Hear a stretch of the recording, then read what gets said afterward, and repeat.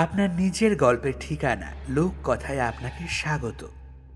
মুহূর্তের অনুভূতিগুলি যেখানে গল্প হয়ে ফুটে ওঠে। বিভিন্ন স্বাদের গল্প নিয়ে আমাদের এই আয়োজন। আমাদের আজকের নিবেদন লেখক সুজয় ভূঁইয়ার কলমে তারানাথ তান্ত্রিকের ফ্যান ফিকশন গল্প চন্দ্রধরের তীরে। তাহলে মুহূর্ত বিলম্ব না করে শুরু করছি আমাদের আজকের নিবেদন চন্দ্রধরের তীরে।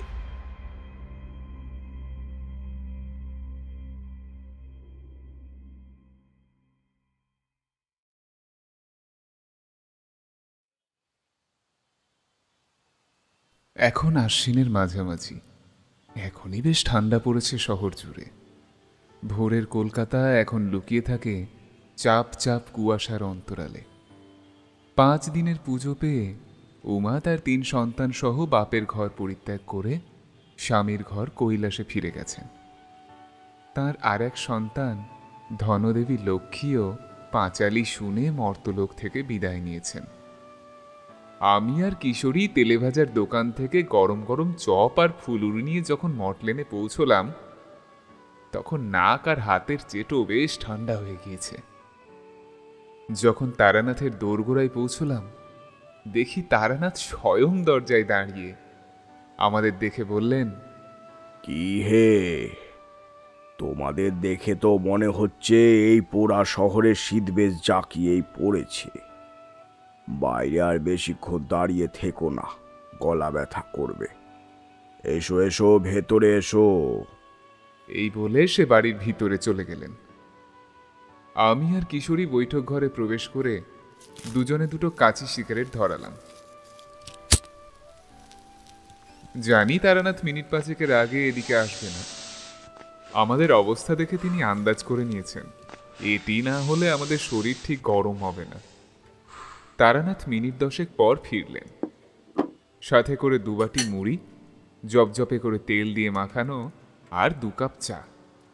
আমাদের সামনে মুড়ি আর চায়ের কাপ দুটি নামিয়ে রেখে তিনি জানালার বাইরে সমগ্র কলকাতার বুকে নেমে আসা পাতলা কুয়াশার চাদরের দিকে তাকিয়ে নীরবে ধূমপান করতে লাগলেন। তার মুখ থেকে নির্গত ধোঁয়া দেখে মনে হচ্ছে বাইরের ওই কুয়াশার আস্তরণ বুঝি পথ ভুল করে তারানাথের বৈঠক ঘরে ঢুকে পড়েছে।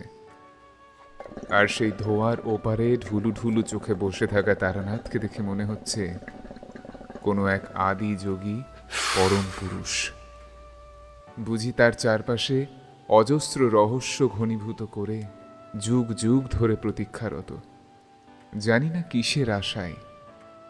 কিশোরী এক মুঠো মুড়ি নিয়ে চিবুতে চিবুতে বলল, আচ্ছা ঠাকুরমশাই, সামনেই তো কালী পুজো, তার আগের দিন ভূত চতুর্দশী। ছোটবেলায় বয়োজ্যেষ্ঠদের মুখে শুনেছিলাম যে এই দিন নাকি স্বর্গ ও নরকের দরজা সাময়িক সময়ের জন্য খুলে যায়। বড়লোকগত ব্যক্তিরা ওই দিন মর্তলোকে এসে দেখে যান তাদের উত্তরসূরিরা কে কোথায় কেমন আছে। তা এই নিয়ে আপনার জীবনে উল্লেখযোগ্য কিছু ঘটনা ঘটেনি? কিশোরীর কথায় তারানাথ মুখ থেকে হুঁকোটা নামিয়ে চোখ বুজে কি যেন গভীর ভাবনায় ডুবে গেলেন। বোধহয় তার অজস্র স্মৃতির ভাণ্ডারে ডুব দিয়ে কিশোরীর বলা ভূত চতুর্দশীর সঙ্গে জড়িত কোনো অভিজ্ঞতার স্মৃতি খোঁজার চেষ্টায়। বেশ কিছুক্ষণ পর তার ঢুলু ঢুলু মায়া ভরা দুচোখ মেলে বললেন, তেমনই একটি ঘটনার কথা মনে পড়েছে বটে। আজ তাহলে তোমাদের সেই ঘটনার কথাই বলি। তা সে অনেকদিন আগের কথা, বুঝলে। তখন ওর সময়টা এমনই পুজোর পরে পরে।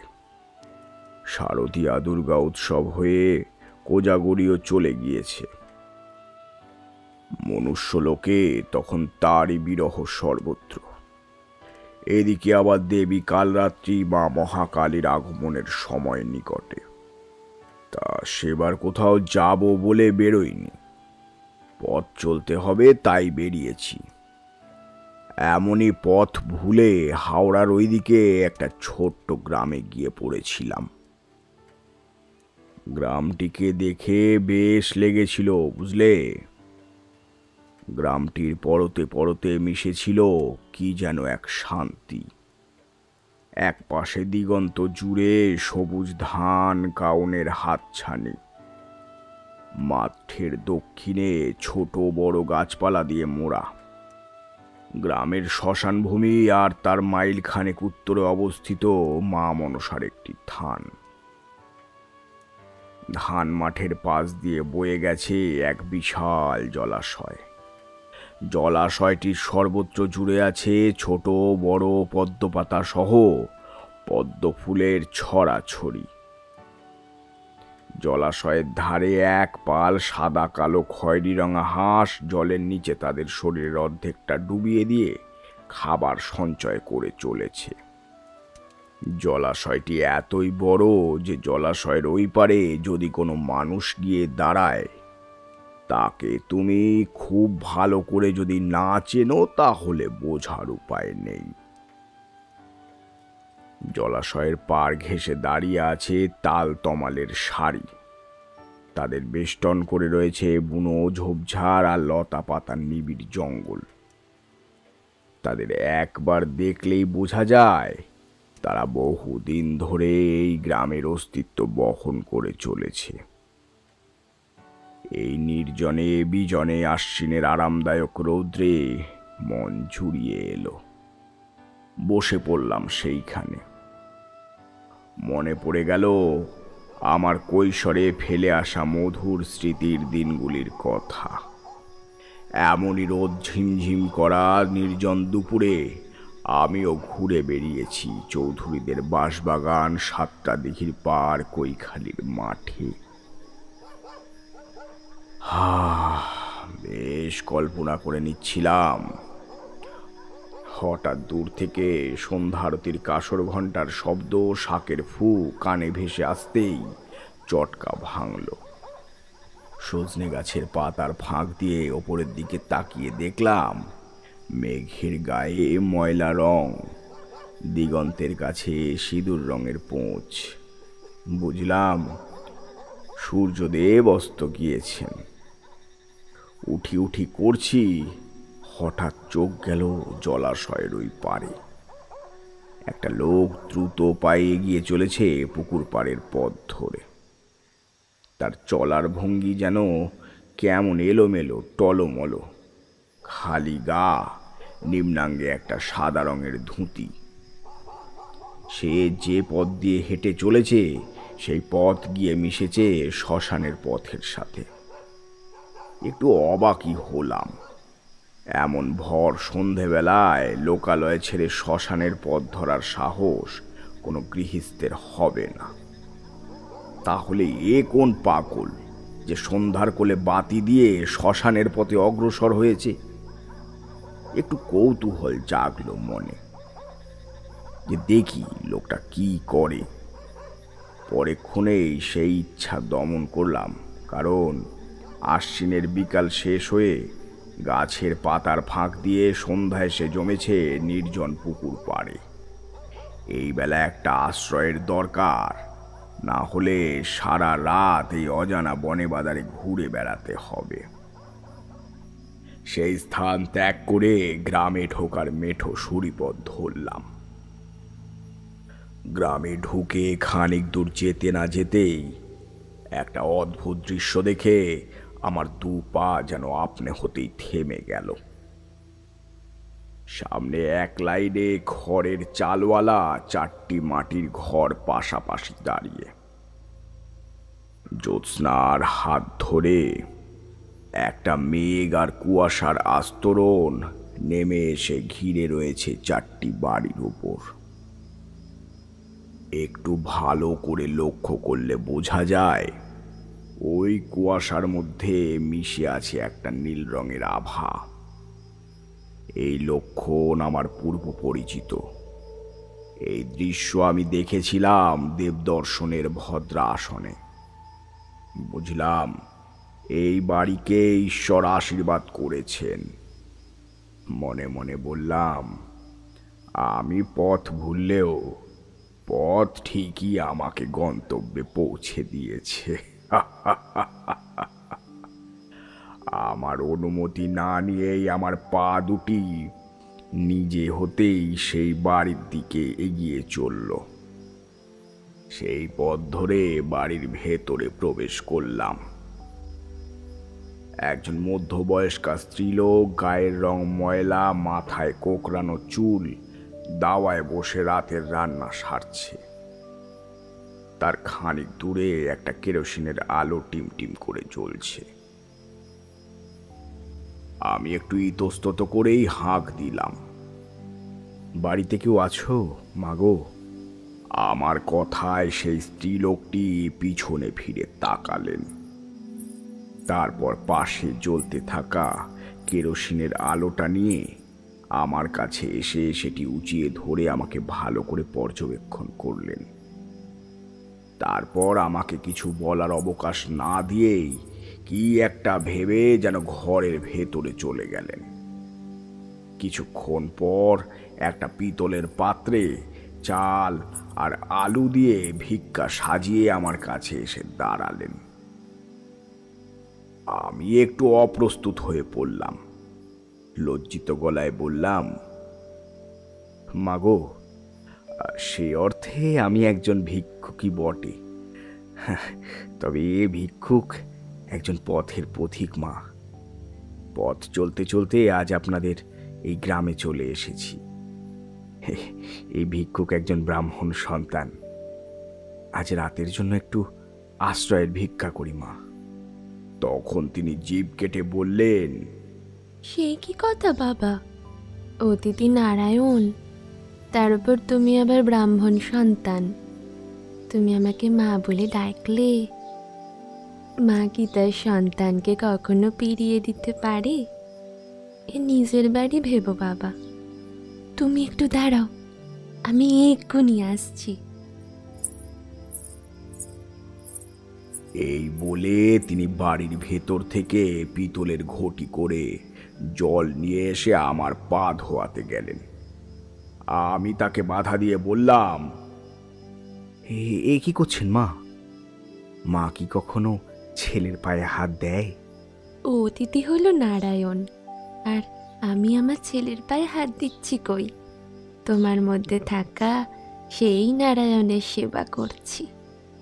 নিজের মাকে এই পুণ্য কর্ম থেকে বঞ্চিত করো না বাবা, বঞ্চিত করো না। আর আপত্তি করে লাভ হবে না জেনে চুপ করে দাঁড়িয়ে রইলাম। তখনকার দিনে মানুষ সব এই রকমই ছিল জানো। মানুষকে খাওয়াতে পড়াতে বড় ভালোবাসতো, বিশেষ করে গ্রামের মানুষরা।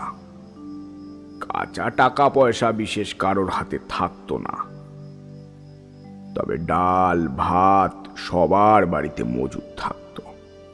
যাই হোক, তা তিনি পা ধুইয়ে দিয়ে দাওয়ায় চাটাই বিছিয়ে বসতে দিলেন। তারপর একটা তামার পাত্রে জল আর গুটি কয়েক বাতাসা নিয়ে আমার সামনে রেখে বললেন, বাবা, রাতের রান্না কিছুক্ষণের মধ্যেই হয়ে যাবে, এগুলি ততক্ষণে মুখে দাও। এই বলে তিনি আবার রন্ধন প্রক্রিয়া শুরু করলেন। আমি জল আর বাতাসা মুখে দিয়ে তাকে জিজ্ঞাসা করলাম, মা, তোমার পরিবারে আর কে কে থাকেন? উনি আর 2 ছেলে। তারা সব এখন কোথায়? বাড়িতে কাউকে দেখতে পাচ্ছি না। উনি বেরিয়েছেন মাছ ধরতে। এখন মাছ ধরতে? আর বলোনি বাবা, ওনারে বহু পুরনো নেশা। ঘরেতে এক বোঝা কঞ্চির ছিপ, পলুই, জাল, আরও কত কী সব তুলে রেখেছেন।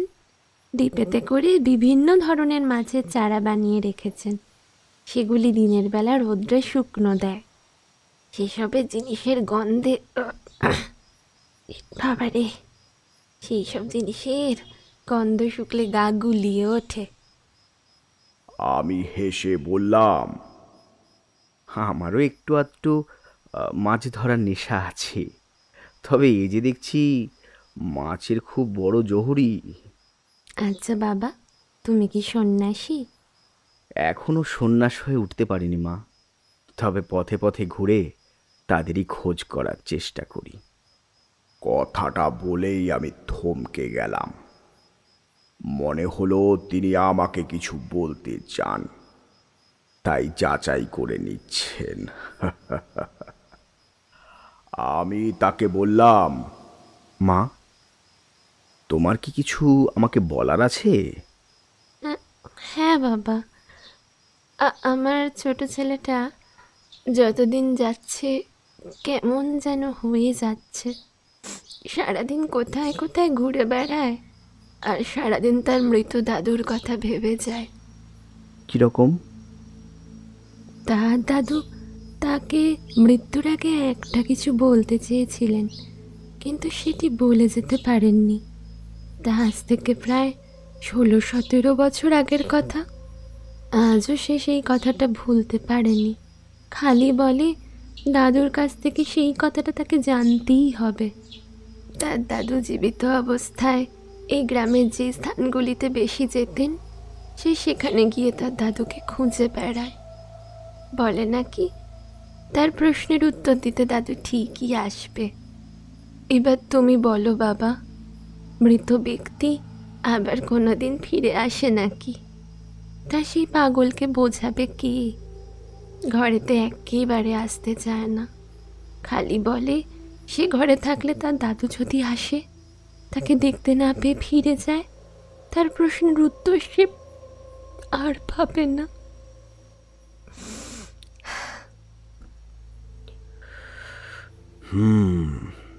বড় জটিল সমস্যা। এ বিষয়ে পরে কথা হবে, তার আগে বাড়ি ফিরিয়ে আনতে হবে। আমি আসি মা। সে কি, তুমি এখন কোথায় যাবে? সে কোথায় আছে তা তো আমি জানি নে, আর তাকে তুমি চিনবেই বা কি করে? আমি জানি সে কোথায়, তাকে আমি ঠিক চিনে নেব। আর হ্যাঁ মা, বলছি তোমার ছেলের নামটি কি যেন? ও দাদু 7 করে নাম রেখেছিলেন তারক। বেশ, তবে আমায় অনুমতি দাও মা। তুক্কা তুক্কা। তখন কুয়াশাচ্ছন্ন রাত, ওদিকে আবার উত্তরের হাওয়ায় থেকে থেকে শিরশির করে উঠছে শরীর। গ্রামে ইতিউতি ছড়িয়ে থাকা চাষি বাড়ি আর বিশাল জলাশয় পেরিয়ে গিয়ে পড়লাম জনমানবহীন শূন্য প্রান্তরে। দিগন্তে 2-1 গাছ নিরাশার মতো দাঁড়িয়ে রয়েছে। সন্ধ্যার আকাশে 2-1 তারা দেখেছিলাম। এখন জ্যোৎস্না স্পষ্ট হয়ে তাও মুছে দিয়েছে। হঠাৎ কোথা থেকে চাপ চাপ কুয়াশা এসে ঢেকে ফেলল চারিদিক। শুধুমাত্র একটা সুড়ি পথ কুয়াশা ভেদ করে হারিয়ে গেল অন্ধকারে। আমার মনে হলো আমাকে ওই পথেই এগিয়ে যেতে হবে, আর একমাত্র ওই পথে এগিয়ে গেলেই আমি তাকে খুঁজে পাব। 1 পা 2 পা করে সেই দিকেই এগিয়ে চললাম। পাতলা কুয়াশা এসে ভিজিয়ে দিচ্ছে চোখ, মুখ, গোটা শরীর, কিন্তু আমি হাঁটা থামালাম না। এই পথের শেষে যেন তাকে খুঁজে পাব, সেখানে তার কাছে কোনো এক অসমাপ্ত গল্পের পরিণতি অপেক্ষা করে আছে। সেই পথ ধরে খানিক দূর গিয়ে হঠাৎ আমি থমকে গেলাম। দেখি আমার খুব পরিচিত একজন দাঁড়িয়ে আছে চুপ করে পথের এক পাশে। সে যেন আমারই প্রতীক্ষায় দাঁড়িয়ে আছে সেই কখন থেকে। আমি তার কাছে গিয়ে বললাম, এ কি, তুমি এখানে কি করছো? তুমি চলিয়াছ যেই পথে, সেই পথে পাইবে ছাই। উড়াইয়া না দিয়া সাথে লই এসো তাই। যেথায় সকল কিছুর শুরু, আমি রইব অপেক্ষায়। ভুলিও না যেন ভাই, ভুলিও না যেন ভাই। এই বলে সে কুয়াশার মধ্যে মিলিয়ে গেল। আমি বেশ কিছুক্ষণ বোকার মতো দাঁড়িয়ে রইলাম। তারপর আবার পথ চলা শুরু করলাম। আরও খানিক দূর যাওয়ার পর কুয়াশা আস্তরণ সরে গেল, আর আমার চোখের সামনে উদ্ভাসিত হলো সন্ধ্যার আগে দেখা গাছপালা দিয়ে মোড়া সেই নির্জন শ্মশান ভূমি। এগিয়ে গেলাম সেদিকে। শ্মশানের ইতিউতি ছড়িয়ে আছে শ্মশান পোড়া কাঠ, ছেঁড়া মাদুর, কাঁথা, ভাঙা কলসি। আরও কিছুটা এগোতে চোখে পড়ল শূন্য চিতাটা, আর তার ঠিক পাশে একটা বিশাল অশ্বত্থ গাছ তার বড় বড় ডালপালা মেলে জ্যোৎস্নার আলোকে আড়াল করে দাঁড়িয়ে রয়েছে। আর ঠিক নিচে কে যেন একজন ছায়া ছায়া দেহ নিয়ে বসে আছে। তার সম্পূর্ণ শরীর বোঝা যাচ্ছে না, খালি মাঝে মাঝে তার শরীর কেমন যেন কেঁপে কেঁপে উঠছে। আমি এক পা দু পা করে তার কাছে এগিয়ে দেখি সে নিচ থেকে শ্মশানের মাটি কুড়িয়ে তার সারা শরীরে মাখছে। আমার পায়ের শব্দে সে ঘাড় ফেরালো। দেখলাম তার চোখ দিয়ে গড়িয়ে পড়ছে নোনা জল। সে আমাকে দেখে শান্ত গলায় বলল, কে আপনি, আর এত রাতে এখানে কি করছেন? আমি বললাম, আমি এক পথ ভোলা পথিক, পথ ভুলে এখানে চলে এসেছি। তা তোমাকে দেখে মনে হচ্ছে তুমি কোনো গৃহী। তুমি এত রাতে এই নির্জন শ্মশানে কি করছো? সে একটা অবজ্ঞার হাসি হেসে বলল, সে আর আপনি কি বুঝবেন, আপনি তো সন্ন্যাসী। আপনার না আছে সংসারের মায়া, না আছে আত্মীয় পরিজনের টান। আপনি কি করে আমার দুঃখ বুঝবেন? আমি তার পাশটায় গিয়ে বসে তাকে বললাম, জানো তো, যার কাছে যেটা থাকে না সেই তার মর্ম বোঝে। এখন যেমন আমি বুঝতে পারছি তুমি তোমার দাদুর কথা ভাবছো। আমার কথা শুনে সে আমার দিকে বেশ কিছুক্ষণ নীরবে তাকিয়ে রইল। আমি আবার বললাম, আমারও দাদু নেই, তাই না থাকার কষ্টটা আমিও বুঝি। সে আমার দিক থেকে চোখ সরিয়ে বলল, সবই জানেন দেখছি। সবার জানলাম কই, কিন্তু জানতে ইচ্ছে করে সেই ভাগ্যবান পুরুষটির কথা যার জন্য তুমি এত রাতে নির্জন শ্মশানে এসে চোখের জল ফেলছ। কে বলতে পারে, হয়তো আমি তোমার কোনো উপকারে এসে গেলাম। সে এবার আমার দিকে তাকালো, দেখলাম তার চোখে আবার জল টলটল করে উঠছে। আমি নরম গলায় বললাম, আমাকে বলবে তোমার কথা? সেই জ্যোৎস্না ভরা দুদু প্রান্তরের দিকে তাকিয়ে চোখের জল মুছল। তারপর দীর্ঘশ্বাস ফেলে বলতে শুরু করলো, না, এ আমার কথা নয়, এ আমার দাদুর কথা। তিনি বহু বছর হলো আমাদের ছেড়ে চলে গেছেন কোন এক অজানা দেশে, যেখান থেকে আর কোনোদিনও ফেরা যায় না। তার মৃত্যুর এত বছর পরও তাকে খুব মনে পড়ে। মায়ের কাছে কতবার শুনেছি তিনি নাকি জীবনে কোনোদিন সুখ পাননি। দাদু ছিলেন ভীষণ উদার প্রকৃতির মানুষ। শুনেছিলাম তিনি নাকি নিজের জমি জমা বিক্রি করে কোনো এক আত্মীয়ের বিয়ে দিয়েছিলেন। দাদুরা ছিলেন দু ভাই, দাদু ছিলেন বড়। দাদুর ছোটবেলায় বাবা মা কঠিন অসুখে মারা যায়। তখন তিনি দিশেহারা হয়ে পড়েন। তিনি তার একমাত্র ভাইকে আগলে ধরে বাঁচার চেষ্টা করেন, কিন্তু ওই যে বললাম, দাদুর কপালে কোনোদিনই সুখ ছিল না। দিন তিনেকের দারুণ জ্বরে কষ্ট পেয়ে দাদুর ওই ছোট ভাই দাদুকে ছেড়ে পাড়ি জমালেন সেই অজানার দেশে। দাদু আর বাড়িতে থাকতে পারল না। কি নিয়েই বা থাকবেন? দাদুর সকল প্রিয় মানুষগুলোই তো স্বার্থপরের মতন তাকে একলা রেখে চলে গেল। দাদু নিজেকে পথের দেবতার হাতে সঁপে দেয়। পথ তাকে বহু পথ ঘুরিয়ে নিয়ে এসে ফেলে যেখানে তার জীবনের বাকি দিনগুলো কাটাতে পারে এমনই একটি গ্রামে। প্রকৃতির নিয়মে মানুষকে সারা জীবন দুঃখের বোঝা বয়ে বেড়াতে হয় না। তাই হয়তো দাদুরও দুঃখের ভার অনেকটা লাঘব হয়েছিল। দাদু অতীতের সমস্ত কষ্টের স্মৃতি ভুলে সংসার বসান ওই গ্রামে। তাদের 3 সন্তান হয়, 2 ছেলে 1 মেয়ে। সন্তান হওয়ার পর দাদু পুরোপুরিভাবে থিতি হয় সেই গ্রামে।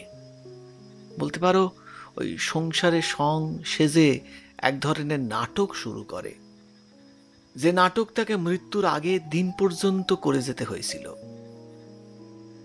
এই গ্রামের এককালে জমিদার ছিলেন বিষ্ণুপদ মুখুজ্জে।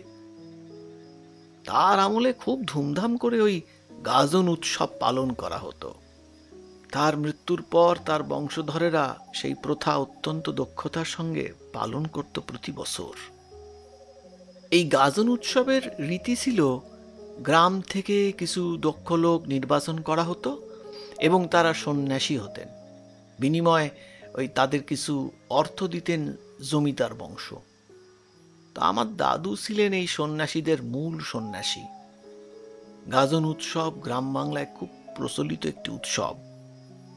যারা সন্ন্যাসী হতেন তারা ওই গাজন উৎসবের একদিন আগে ভোরবেলা গঙ্গা স্নান করে শরীর শুদ্ধ করে উত্তরীয় গলায় দিয়ে গ্রামে ফিরতেন। যারা সন্ন্যাসী হতেন তাদের অত্যন্ত পবিত্র বলে মনে করা হতো। গ্রামের সকল মানুষ তাদের পা জল দিয়ে ধুয়ে দিতেন। গ্রামের লোক বিশ্বাস করতেন এতে পূর্ণ অর্জন হয়। গাজন শুরু হওয়ার আগের দিন সন্ধ্যার পর ঢাকি ঢুলি সাথে নিয়ে ওই সমস্ত সন্ন্যাসী যেতেন বাবা বুড়ো শিবের ধ্যান ভাঙাতে। তার পরের দিন থেকে শুরু হতো গাজন উৎসব। সে এক দারুণ ব্যাপার। ঢাকের 10 রকম কাঠির তালে 10 রকম নাচ নাচত সন্ন্যাসীরা। কারণ মন যদি কোনো কারণে বিষণ্ণ হয়ে থাকতো, সেই গাজন উৎসবে সম্মিলিত হলে ঢাকের বাজনা আর সন্ন্যাসীদের নাচে মন খারাপ চলে গিয়ে মন আনন্দে ভরে উঠত। পুরোহিত বিগ্রহের উপর ফুল দিয়ে পায়ের কাছে হাত পেতে থাকতেন। সন্ন্যাসীদের নাচে প্রসন্ন হয়ে সেই ফুল আপনি এসে পড়ত সেই পুরোহিতদের হাতে। তাই গাজন উৎসবের আগে দাদু একবার খুব অসুস্থ হয়ে পড়েন। গাজন উৎসব আসতে আর মাত্র দিন 15 বাকি। দাদু তখন খুব চিন্তিত হয়ে পড়েন। মূল সন্ন্যাসী ছাড়া গাজন উৎসব পালন হবে কি করে? এদিকে দীর্ঘদিন অসুস্থ হওয়ার কারণে সংসারও অচল হয়ে পড়েছে। একদিন রাত্রে শুয়ে শুয়ে দাদু এইসব ভাবতে ভাবতে ভোর রাতের দিকে ঘুমিয়ে পড়েছিলেন। হঠাৎ দাদু ঘুমের মধ্যে অনুভব করেন একটি স্নেহভরা হাত খুব যত্নে তার মাথায় বুলিয়ে দিচ্ছেন কেউ। দাদু ঘুম ভেঙে উঠে বসেন বিছানায়। কোথাও কাউকে দেখতে পেলেন না। দাদু স্পষ্ট অনুভব করেছেন কেউ এতক্ষণ তার মাথার কাছে বসে তার মাথায় হাত বুলিয়ে দিচ্ছিল। ঘরে তখন একটা মিষ্টি গন্ধ ভরেছিল। দাদু মনে মনে ভাবলেন কেউ তো নিশ্চয়ই এখানে ছিল, তার এতটা ভুল তো হওয়ার নয়। চমৎকারটি হয় পরের দিন সকালে। দাদু সকালে উঠে দেখেন তার 15 দিনের কঠিন অসুখ উবে গিয়ে শরীর একেবারে সুস্থ। শরীরে আর কোনো জড়তাই নাই। তার পরিবর্তে শরীরে এসেছে দ্বিগুণ শক্তি। দাদু যে বছর শেষ সন্ন্যাস করেন সেই বছরেরই কথা। গাজন হয়ে গিয়েছে। এমনি এক ভোর রাতের কথা। দাদু শুয়েছিল নিজের ঘরে। হঠাৎ ঘুম ভেঙে যায় দাদুর। দাদু অনুভব করেন বাইরে তীব্র গতিতে হাওয়া চলছে, আর তার সাথে একটা খুব ক্ষীণ বাজনার শব্দ তার কানে ভেসে আসে।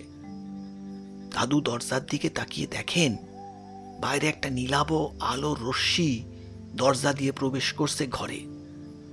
দাদু দরজা খুলে বাইরে এসে দেখেন একটা অদ্ভুত দেখতে লোক দাঁড়িয়ে আছে দরজার বাইরে। লোকটির শরীর থেকেই বেরিয়ে আসছে সেই আলোর রশ্মি। লোকটির মাথার চুলে বহুদিনের জটা, ডান হাতে 3 মুখওয়ালা একটা লাঠি, বাম হাতে ধরা আছে একটা অদ্ভুত দেখতে বাদ্যযন্ত্র। সেই বাদ্যযন্ত্র থেকেই সেই বাজানো শব্দ বেরিয়ে আসছে। লোকটির শরীরে লাগানো এক অদ্ভুত ধরনের ছাইয়ের আস্তরণ, চারিদিক ভরে রয়েছে একটা মিষ্টি গন্ধে। দাদু এবার লোকটির মুখের দিকে তাকায়, তখন লোকটি দাদুকে ইশারায় তার কাছে ডাকে। দাদু আমাদের বলেছিলেন সে ডাক অমান্য করার শক্তি তার ছিল না। তারক একটু থামল। আমি মনে মনে বললাম, যেই ডাক শুনে পরম প্রকৃতিও মূর্ছনা যায়, সব কিছু ফেলে সব কিছু ভুলে তার পিছু পিছু ছুটে যায় তার সান্নিধ্য পাওয়ার আশায়। তার ডাক অমান্য করার ক্ষমতা কোনো মানবদেহে থাকবে কেমন করে? তারক আবার বলতে শুরু করলো। দাদু সেদিনও সেই লোকটির পিছনে মন্ত্রমুগ্ধের মতন চলতে শুরু করলেন। বাড়ি পার হয়ে গ্রামের রাস্তায় এসে পড়লেন। প্রকৃতি সেদিন আনন্দে পাগল হয়ে উঠেছিল। গাছগুলো যেন উপড়ে এসে পড়তে চাইছে তার পদতলে। পুষ্পবৃষ্টির মতন গাছের পাতা উড়ে এসে ছুঁয়ে যাচ্ছে তার পদচিহ্ন। তার এক একটা পায়ের স্পর্শে ধরিত্রী যেন মুখরিত হয়ে উঠছিল। সেদিন তাদের আনন্দের সীমা পরিসীমা ছিল না। গ্রাম পার হয়ে এসে পড়লেন বিরাট জলাশয়ের পাড়ে। দাদু দেখলেন সেই লোকটি অম্লান বদলে জলাশয়ের উপর দিয়ে হেঁটে চলেছেন। দাদু এবার তার কাছে পৌঁছানোর জন্য ছুট লাগালেন, কিন্তু অন্ধকারে একটা কিছুতে ধাক্কা লেগে আছাড় খেয়ে পড়লেন ওই পুকুর পাড়ে। দাদু সেই অবস্থায় মুখ তুলে দেখলেন জলাশয়ের ঠিক মাঝখানটায় সেই ব্যক্তি অভয় মুদ্রার ভঙ্গিতে খানিকক্ষণ দাঁড়িয়ে কোথায় যেন অদৃশ্য হয়ে গেলেন। দাদু হা হা করে কেঁদে উঠলেন।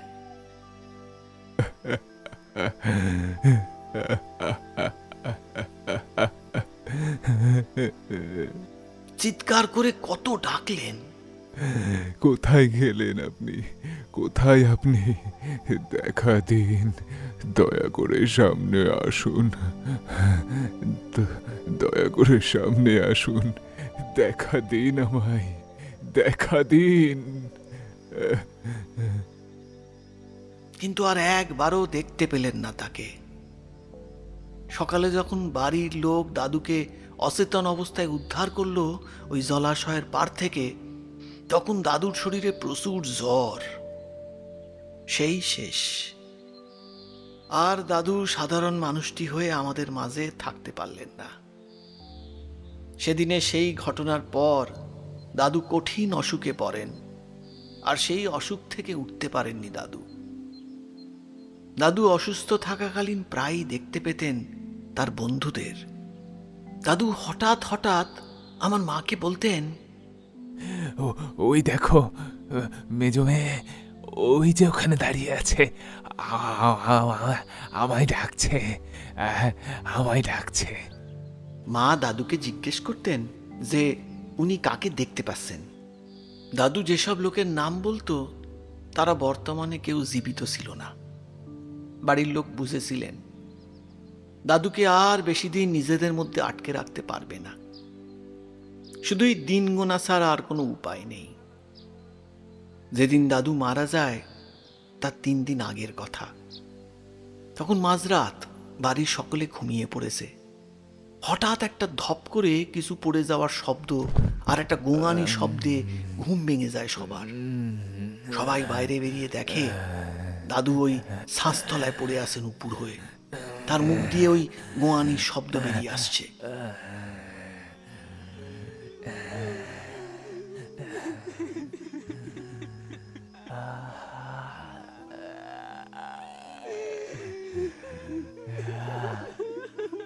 আর দাদুর গলায় একটা কাপড়ের ফাঁস লাগানো আছে। বাড়ির লোকের আর বুঝতে বাকি রইল না দাদু আত্মহত্যা করতে গিয়েছিলেন। দাদুর যে মরণ রোগ হয়েছিল সেই রোগের যন্ত্রণা সহ্য করতে না পেরে দাদু ওই পথ বেছে নিয়েছিলেন। সেই রাতে সেই মর্মান্তিক ঘটনার পর বাবা বাইরে বের হয় প্রকৃতির ডাকে সাড়া দিয়ে। বেরিয়ে দেখেন বাড়ির পিছনে পুকুর ঘাটে কারা যেন খুব শব্দ করে পা ধুচ্ছে। বাবা ভয় পেয়ে যান, এত রাত্রিবেলায় পুকুর ঘাটে পা ধুচ্ছে কে? বাড়ির সকল সদস্য তখন বাড়ির মধ্যে দাদুকে নিয়ে ছোটাছুটি করছে। বাবা তখন ওই ছোট কাকার উদ্দেশ্যে হাঁক দেন। ছোট কাকা এলে বাবা ছোট কাকাকে সব ঘটনা খুলে বলেন। ছোট কাকা আর বাবা দুজনে লাইট নিয়ে পুকুর ঘাটে গিয়ে দেখেন কোথাও কেউ নেই, কিন্তু পুকুরের জলে তখন একটা কম্পন দেখতে পেলেন তারা। ঠিক যেন এতক্ষণ সেখানে কেউ ছিল, কিন্তু তাদের দেখে যেন হাওয়ায় অদৃশ্য হয়ে গেল। বাবা তখন কাকাকে বললেন, বাবার আর বেশি দেরি নেই রে, ওরা খুব কাছে চলে এসেছে। এই ঘটনার পর থেকে বাড়ির সবাই নিয়ম করে দাদুকে পাহারা দেওয়া শুরু করে। তবে সেই কাজ তাদের বেশি দিন করতে হয়নি। সেদিনের ঘটনার ঠিক 3 দিনের মাথায় সকালের দিকে দাদুর গোটা শরীর জুড়ে প্রচণ্ড খিঁচুনি শুরু হয়। যন্ত্রণার দমকে দাদুর গোটা শরীর বেঁকে যাচ্ছিল। বাবা দাদুকে নিয়ে এসে শোয়ায় দাওয়ায়। দাদুকে দেখেই সবাই অনুমান করেছিলেন দাদুর হাতে আর খুব বেশি সময় নেই, তাই সবাই একে একে গালে জল দেওয়ার জন্য তৈরি হলো।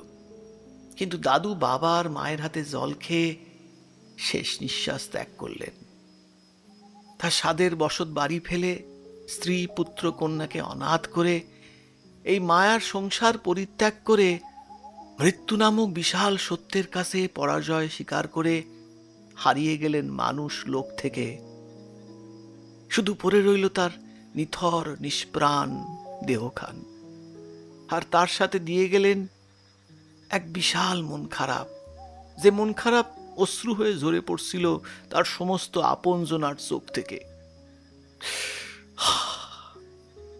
যে মানব দেহ মাতৃদুগ্ধের স্বাদ নিয়ে কয়েকদিনের অতিথি সেজে এসেছিল এই মায়ার দুনিয়ায়, সেই মানব দেহ কয়েক ফোঁটা জল গ্রহণ করে বিদায় নিল এই জগৎ সংসার থেকে।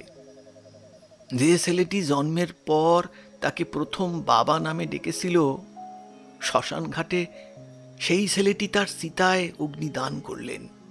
তার সব দেহকে এক মুঠো সাদা ছাই করে শ্মশানের চিতায় রেখে ছেলেটি চুপ করল।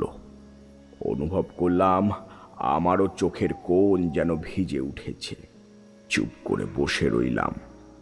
জানেন ঠাকুর, দাদু শেষ নিঃশ্বাস ত্যাগ করার আগে আমাকে কাছে ডেকে কিছু বলতে চেয়েছিলেন, কিন্তু তার কথা শেষ হওয়ার আগেই প্রাণ বেরিয়ে গেল। দাদুর স্মৃতি খুব একটা মনে নেই, তখন আমি খুব ছোট। খালি মনে পড়ে আমি একবার উঠোনে বসে দাগ কাটছিলাম। দাদু তখন দাওয়ায় বসেছিলেন। আমার দাগ কাটা দেখে দাদু হাসতে হাসতে বলেছিলেন, শালা উঠোনে দাগ কাটছিস, বাপের দেনা হবে না। আর কিছু মনে নেই। ঠাকুর, আমার সংসার ভালো লাগে না। সমবয়সীদের কথা অর্থহীন শোনায়। আমার জীবনের উদ্দেশ্য কি তা আমি নিজেই জানি না। খালি মনে হয় কৈশোরে উঠোনে কাটা দাগগুলি আমি আমার নিজের হৃদয়ে কেটেছিলাম। সেই অজস্র কাটাকুটি আজ আমার হৃদয়ে অজস্র ক্ষতচিহ্ন হয়ে গেঁথে রয়েছে। এই ক্ষতের জ্বালা একমাত্র সেই রহস্যময় পুরুষের দেখা না পেলে জুড়াবে না। তাই তাই তাকে খুঁজে চলি। এই মাঠ, বন, শ্মশান, পুকুর পার, তার স্মৃতি বলতে এই এক মুঠো ছাই। এই বলে সে কোমরে বাঁধা একটা ছোট্ট ভাঁড় বের করে দেখালো। এতে কি আছে? যেদিন সকালে দাদুকে পুড়িয়ে এসেছিল, তার পরের দিন আমি শ্মশানে গিয়ে এক মুঠো ছাই সংগ্রহ করে এনেছিলাম। আজ 17 বছর ধরে সাথে করে বয়ে চলেছি। ঠাকুর এখনো আমাকে সেই একটা কথা তাড়িয়ে নিয়ে বেড়ায়। আমার নিদ্রায় জাগরণে সেই একটা কথা বারবার ফিরে ফিরে আসে। তিনি শেষ বেলায় যে অসম্পূর্ণ কথাটি বলতে গিয়েও বলতে পারেননি, সেই কথাটা আমাকে কুড়ে কুড়ে খায়। সে থামল। বুঝলাম তার ভিতরে যে বিরহের আগুন জ্বলে উঠেছে তা সহজে নেভার নয়। পরেক্ষণে বিদ্যুৎ পৃষ্ঠের মতো মনে পড়ে গেল অমর জীবনের কথাগুলি। সেই পথে পাইবে ছাই, উড়াইয়া না দিয়া সাথে লয়ে এসো তাই। যেথায় সকল কিছুর শুরু, আমি রইব অপেক্ষায়। ভুলিও না যেন ভাই, ভুলিও না যেন ভাই। আমি তার হাতটা চেপে ধরে তাকে বললাম, চলো আমার সাথে। কোথায় যাব ঠাকুর? তোমার সমস্ত প্রশ্নের উত্তর যেখানে পড়ে আছে। আমি কিছু বুঝলাম না ঠাকুর। সে বোঝাবুঝি পরে হবে, আগে চলো সেখানে। সে অনেকক্ষণ অপেক্ষা করে আছে। আর হ্যাঁ, সাথে করে ওই ছাইটাও নিয়ে নাও। সে নয় নিলাম, কিন্তু আমরা যাব কোথায় সেটা তো আগে বলুন। তোমাদের গ্রামের শেষে যে বড় জলাশয়টি রয়েছে সেইখানে। সেখানে তো আমি রোজ যাই। কই, কোনোদিন তো আমার প্রশ্নের কোনো উত্তর পাইনি, তবে আজ কি করে পাবো? আজ সেখানে আমার এক বন্ধু তোমার জন্য অপেক্ষা করে আছে। সেই তোমার মনের সমস্ত প্রশ্নের উত্তর খুঁজে দেবে। আর দেরি নয়, চলো এবার। আমি তার হাত ধরে নিয়ে চললাম সেই জলাশয়ের ধারে। কুয়াশায় মুখ ভিজে যাচ্ছে, ভিজে ঘাস পায়ের গোছ ভিজিয়ে দিচ্ছে, ধানের শীষে হাত জ্বালা করে উঠছে। সেদিকে কোনো ভ্রুক্ষেপ নেই। তখন একটাই গন্তব্য, সেই জলাশয়ের পাড়ে। মিনিট 5 হেঁটে পৌঁছে গেলাম সেই স্থানে। মিঠে জোছনা এসে পুকুরের পাড়টিকে রহস্যময় করে তুলেছে। পুকুরের পাড়ে দাঁড়িয়ে এদিক ওদিক তাকাচ্ছি, হঠাৎ চোখ গেল পুকুরের ঈশান কোণে। একটা ক্ষীণ আলোর অস্পষ্ট রেখা দেখা যাচ্ছে। সেদিকেই পা বাড়ালাম। সেখানে পৌঁছে দেখলাম আমার অনুমানই ঠিক। সে যোগ্য স্থান প্রস্তুত করে ফেলেছে। আমাকে দেখে সে গম্ভীর গলায় বলল, একটু বেশি সময় নিলে, তা সেই ছাই নিয়ে এসেছো তো? আমি ঘাড় নাড়লাম। ওখানে চক্র সাধনের সমস্ত কিছু রাখা আছে। এবার দুজনে ওই জলাশয়ে স্নান করে এসে চক্র সাধনে বসো। এই কাজ তোমাকে একাই করতে হবে। ভয় পেও না, আমি আশেপাশেই আছি। এই বলে সে হারিয়ে গেল কুয়াশার আড়ালে। তার কথা মতো দুজনে স্নান করে এলাম। চক্র সাধনে বসার আগে গোল করে একটা গণ্ডি কেটে নিলাম। আমি জানি আজ এটার সব থেকে বেশি দরকার। আজ যে চক্র সাধনে আমি বসতে চলেছি তার কি ভয়ানক পরিণতি হতে পারে তা আমি আগে থেকেই আজ করতে পেরেছিলাম। আমি গণ্ডির ভেতরে প্রবেশ করলাম।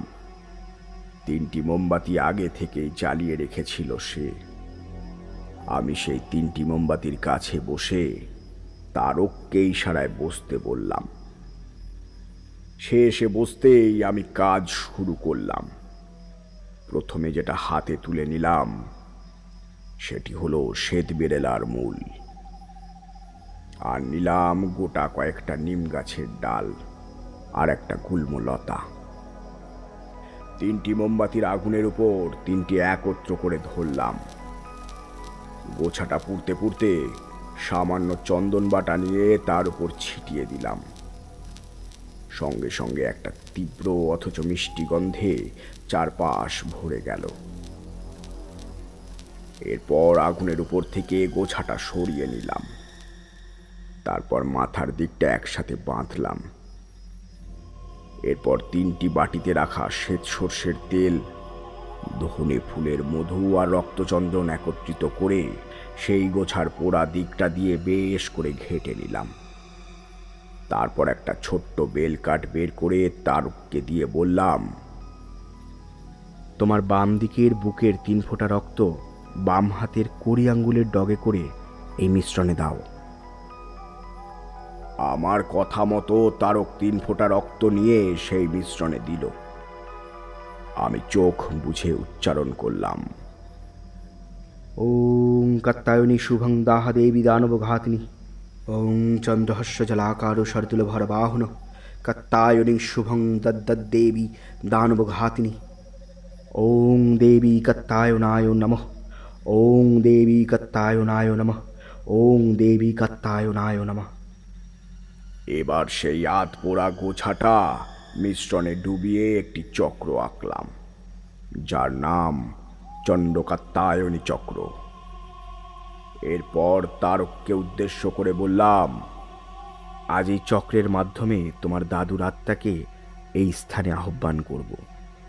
কাল ভূত চতুর্দশী, এই সময় আমাদের উত্তরসূরিরা এই জড়জগতের সব থেকে কাছাকাছি থাকেন। তাই এই চক্রের মাধ্যমে আমি তোমার সেই পরলোকগত দাদুকে আহ্বান জানাবো তোমার মার্গদর্শনের জন্য। এই চণ্ডকাত্তায়নী চক্র অতি গুপ্ত গূঢ়বিদ্যা। এই পৃথিবীতে গুটি কয়েক সাধক এই বিদ্যার প্রয়োগ জানে। কথা বলতে বলতে হঠাৎ লক্ষ্য করলাম মোমবাতি 3টির শিখা স্থির হয়ে গেল। বুঝলাম সময় আর বেশি নেই, তাকে সব কিছু তাড়াতাড়ি বুঝিয়ে দিতে হবে। আমি তাকে বললাম, দেখো, এই চক্র সাধনে মহাভয় উপস্থিতি হবে। এই চক্র সাধনের ফলে আরও অন্যান্য অপশক্তিও এই স্থানে উপস্থিত হবে। তারা অত্যন্ত ভয়ানক, অত্যন্ত শক্তিশালী। মায়া দয়া মমতা এক বিন্দুও তাদের মধ্যে থাকে না। তারা সর্বতোভাবে চেষ্টা করবে যাতে আমরা চক্র সাধনে সফল না হই। একটু সুযোগ পেলেই তারা ঝাঁপিয়ে পড়বে আমাদের উপর। ওই সময় মনকে শক্ত রাখবে, কোনো মতে যেন বুদ্ধিভ্রষ্ট না হয়। এইবার এই ছাইটা এই চক্রের মধ্যে যে চতুর্ভুজটি রয়েছে তার মধ্যে রাখো। তারক তার কোমর থেকে সেই ছাইয়ের ভাঁড়টি খুলে যেই সেই চতুর্ভুজটির মাঝখানে নিয়ে এলো, ঠিক তখনই কোথা থেকে একটা খুব ভারী কিছু উড়ে এসে পড়ল ঠিক গণ্ডির বাইরেটায়। তারক থমকে গেল। আমি তাকে বললাম, ভয় পেও না, নিজের মনোযোগ নষ্ট হতে দিও না। আজ স্বয়ং কাল ভৈরব আমাদের রক্ষা করবেন। তারক আবার সেই ছাইটা আস্তে আস্তে চক্রের মাঝখানে নিয়ে যেতেই গণ্ডির বাইরে যেন তাণ্ডব শুরু হলো। মনে হলো অজস্র নরকঙ্কাল গণ্ডির বাইরে নৃত্য শুরু করেছে। তাদের হাড়ে হাড়ে ঠোকাঠুকি লেগে এক বিকট শব্দ উৎপন্ন হচ্ছে। সেই শব্দের তীব্রতায় যেন কানের পর্দা ফেটে যাবে। আমি তারককে বললাম, ছাইটা ওই চতুর্ভুজের মাঝখানে রাখো, নইলে সর্বনাশ হয়ে যাবে। আমার কথায় তারক ছাইটা চক্রের মাঝখানে নিয়ে যেতেই হঠাৎ সব থেমে গেল। চারিদিকে নেমে এলো এক গভীর নিস্তব্ধতা। তারক অনেক কষ্টে হাতের মুঠো খুলে সেই ছাইটা চক্রের মাঝখানে রাখল। আমি তাকে বললাম, তোমার 2 হাতের বুড়ো আঙুল এই 2 তারার শীর্ষবিন্দুতে রাখো, আর সমস্ত মন প্রাণ দিয়ে তোমার দাদুর কথা চিন্তা করো। এবার আমি 2 তর্জনী চণ্ডকাত্তায়নী চক্রের শীর্ষবিন্দুতে রাখলাম, আর মাত্র একটি শীর্ষ ফাঁকা রইল। আমি চোখ বুঝে উচ্চারণ করলাম, চন্দ্রহাস্য জলাকারো শারদুল ভরবাহন, কাত্তায়নী শুভম দদ্দেবী দানবঘাতিনী, या देवी सर्वभूतेषु मां कात्यायनी रूपेण संस्थिता, नमस्तस्यै नमस्तस्यै नमस्तस्यै नमो नमः।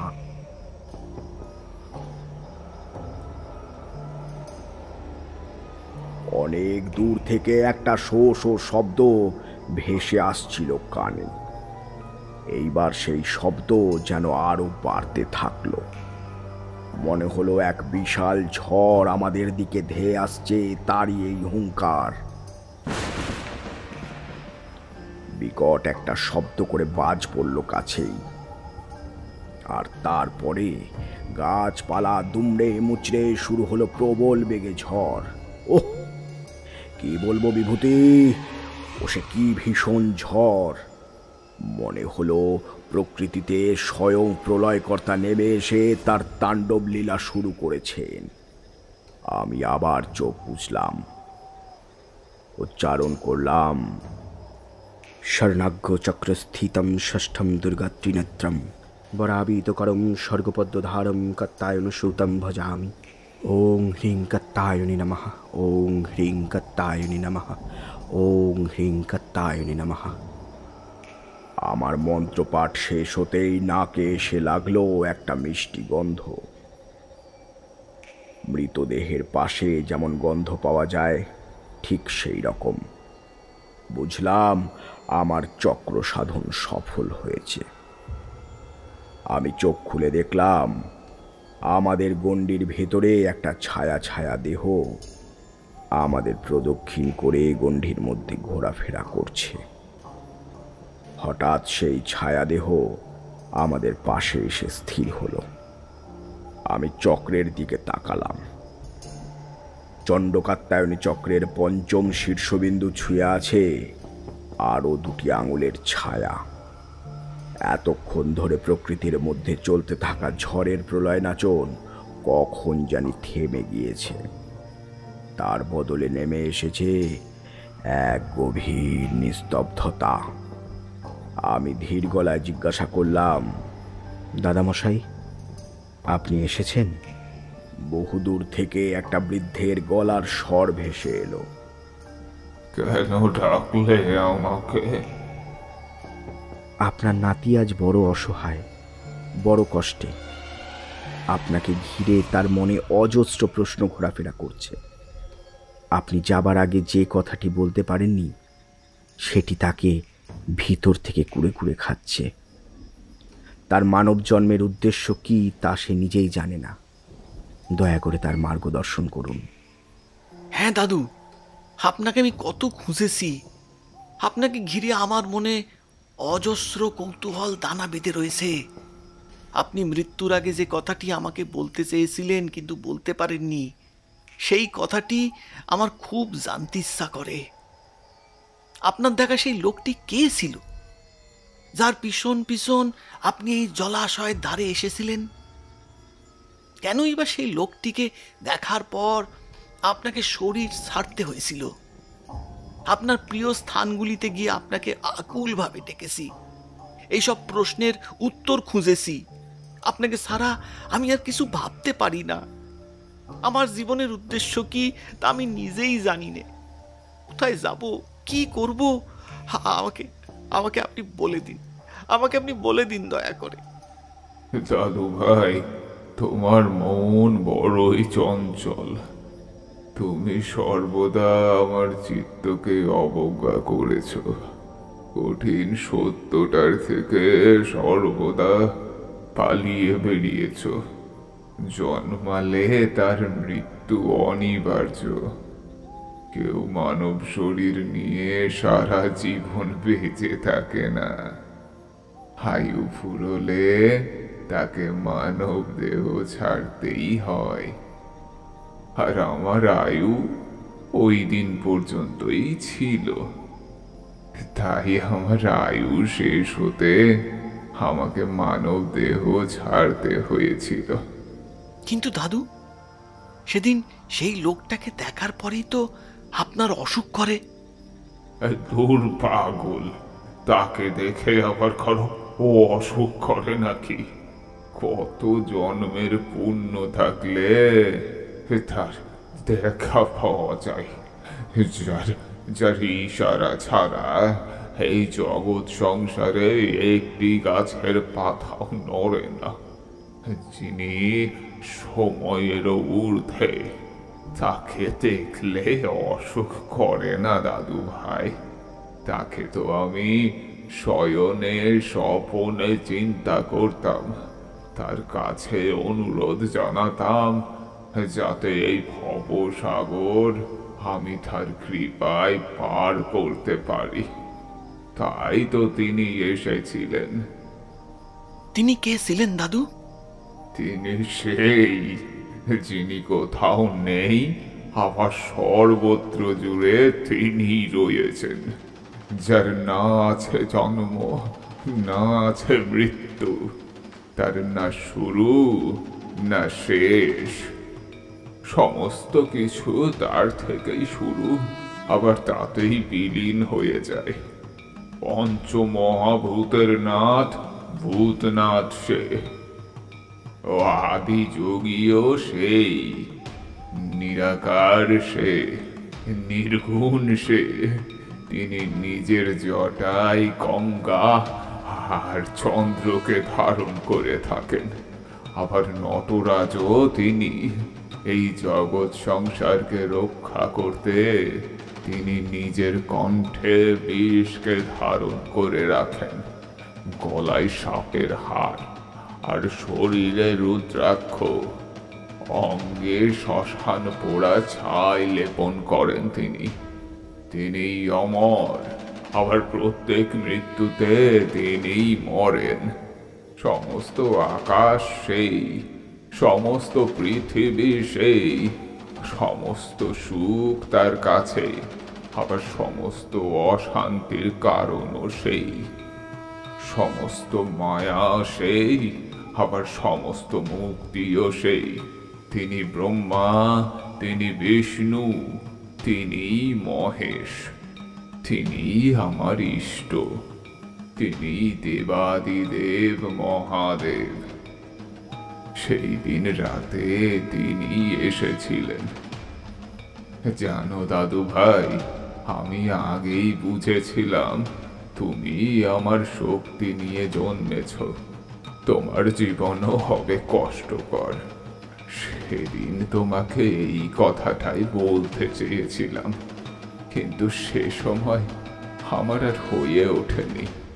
কিন্তু আজ তোমাকে বলছি, তোমার ধ্যান, জ্ঞান, উদ্দেশ্য যা কিছু বলো না কেন, সমস্তই তিনি। তার চরণে নিজেকে সমর্পণ করো।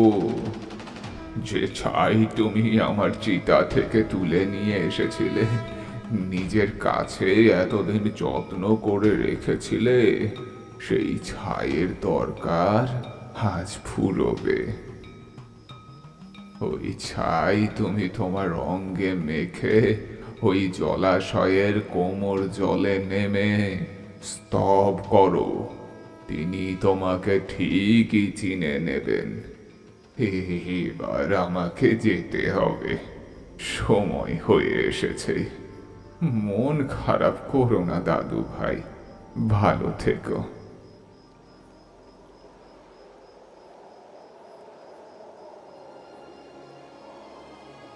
হঠাৎ একটা দমকা হাওয়া এসে সব উড়িয়ে নিয়ে গেল।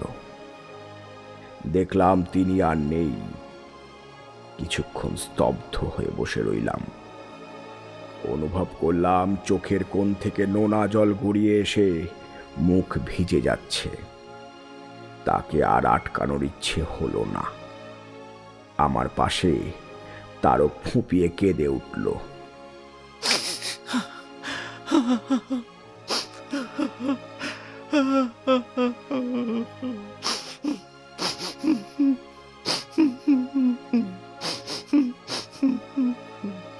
আমি তাকে বললাম, কষ্ট পেও না।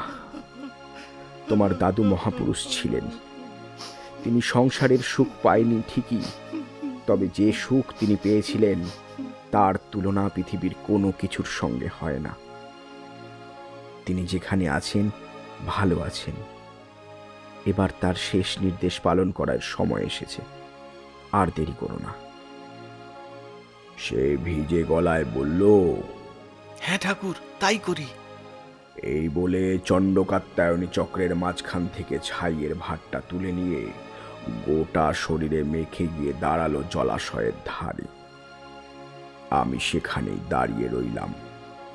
সে একবার পিছনে ফিরে আমাকে বলল, ঠাকুর, আপনিও চলুন না আমার সাথে। আমি বললাম, না হে, ওই পথ তোমার একার পথ। এক স্থানে দুজন সাধক একসঙ্গে সাধনা যে করতে পারে না। আর পিছুটান রেখো না, ওই অনন্তের পথে অগ্রসর হয়ে পড়ো। আমার কথায় যুবকটি সম্মতিসূচক ঘাড় নেড়ে জলে নেমে গেল। কোমর জলে নেমে এসে শুরু করলো স্তব। সৌরাষ্ট্রং সোমনাথং চ শ্রীশৈল মল্লিকার্জুনম উজ্জয়িনাং মহাকালম ওঙ্কারং মমলেশ্বরম পরলাহ বৈদ্যনাথং চ ডাকিয়ানাং ভীমশঙ্করম সেতুবন্ধে তু রমেশং নাগেশং দারুকা বনে বারণসাং তু বিশ্বেশং ত্রয়ম্বকম গৌতমী তটে হিমালয়ে তু কেদারং উরেন্দিশং চ শিবালয়ে এত্তানি জ্যোতির্লিঙ্গানি সায়ং প্রাথ পঠ্যে নরং সপ্তজন্মকৃতং পাপং স্মরণে বিনশ্যতি।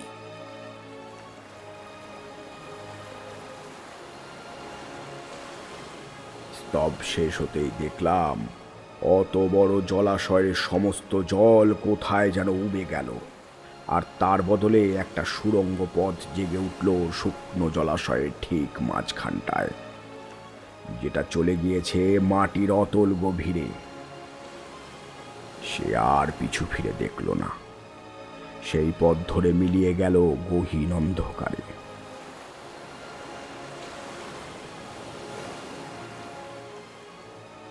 সাথে সাথেই সেই সুড়ঙ্গ পথ আবার বন্ধ হয়ে গিয়ে সমস্ত পুকুরে কানায় কানায় জলে ভরে উঠল। আমি মনে মনে বললাম, তোমার এই যাত্রা যেন শুভ হয় বন্ধু।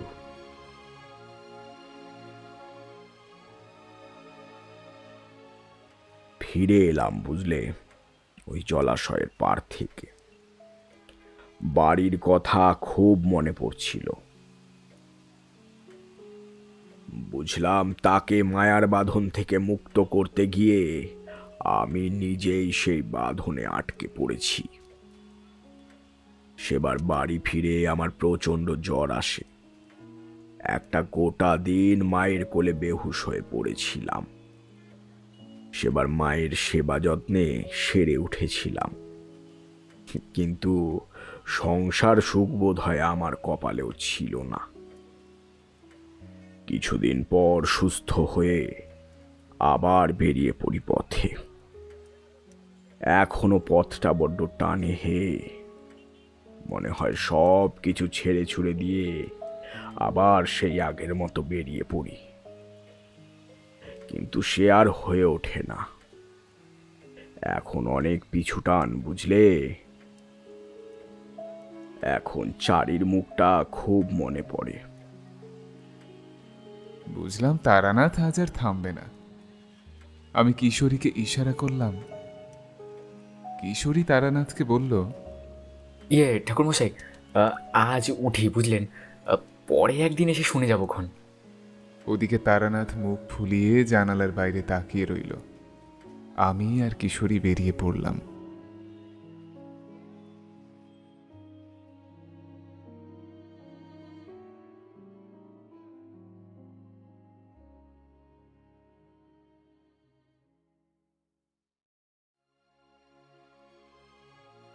আপনারা শুনলেন লেখক সুজয় ভূঁইয়ার কলমে চন্দ্রধরের তীরে। 2রা জুলাই 2000 সালে পাইকপাড়া গ্রামে লেখক সুজয় ভূঁইয়া জন্মগ্রহণ করেন। বর্তমানে পৈতৃক ব্যবসায় নিযুক্ত। কাজের ফাঁকে লেখার নেশাও পিছু ছাড়েনি। ইতিমধ্যে লোককথা চ্যানেল থেকে প্রচারিত ওনার লেখা 3টি গল্প বেশ জনপ্রিয়তা লাভ করেছে। লোককথা চ্যানেলের পক্ষ থেকে ওনার উজ্জ্বল ভবিষ্যৎ কামনা করি। গল্পের সূত্রধার আমি সৌরভ সাহা, কথক অমিত সরকার। এছাড়াও বিভিন্ন গুরুত্বপূর্ণ চরিত্রে কণ্ঠ দিয়েছেন শুভম রায়, শুভদীপ ঘোষ, রাজ চট্টোপাধ্যায়, অস্মিতা মুখার্জি পাল, অমিত সরকার ও আমি সৌরভ সাহা।